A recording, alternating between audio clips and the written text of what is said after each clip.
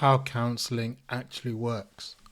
To understand how counselling works, it helps to set aside the idea that change comes from talking about problems.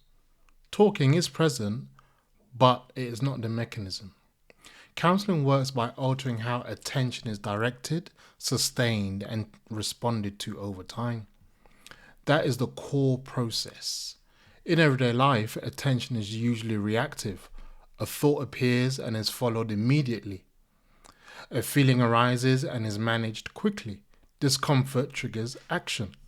Most people are rarely aware of this sequence because it happens automatically. Counselling slows that sequence down, not to analyze it, but to make it observable. When attention is held on an experience without immediately responding to it, something important happens. Can you guess what it is? The experience begins to change on its own, not because it is forced to change, but because it is no longer being escalated or avoided. That is one of the primary mechanisms of counselling. Another mechanism is repetition. Counselling works through repeated contact with the same internal patterns in slightly different moments. The same reactions, the same themes, the same emotional responses. At first, this repetition can feel frustrating or pointless, but repetition allows patterns to be recognized rather than explained away. Recognition precedes choice. Without it, behavior and emotion remain automatic. Counselling also works by shifting the relationship between thought and experience. In most people, thoughts are treated as instruction or facts. If a thought says something is dangerous, the body reacts.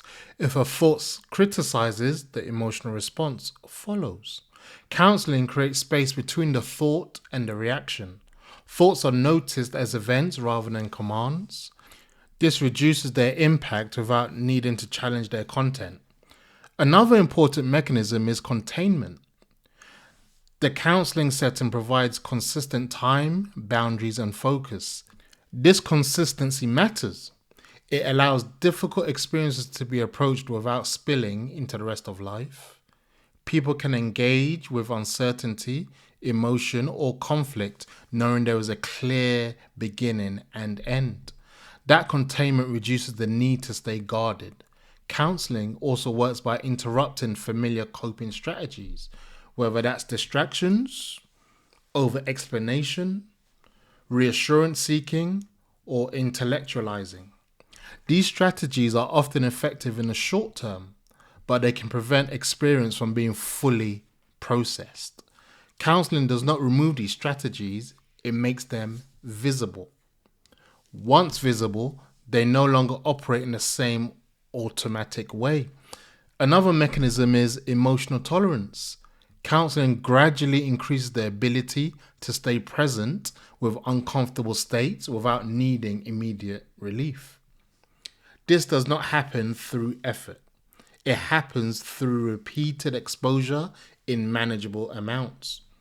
Over time, the nervous system learns that discomfort does not require escape. That learning changes behavior more reliably than insight alone. Finally, counselling works by integrating awareness into daily life, not through advice or instruction, but through carryover. Small shifts in how experiences are noticed begin to appear outside of sessions. Pauses before reacting, less urgency to fix, more flexibility in responses. These shifts are often subtle, but they are the evidence that the mechanism is operating. In summary, counselling works by changing how experience is met rather than by changing experience directly. Attention is slowed, patterns are repeated, thoughts are loosened, and tolerance is increased. Change follows from these conditions, not from force or instruction.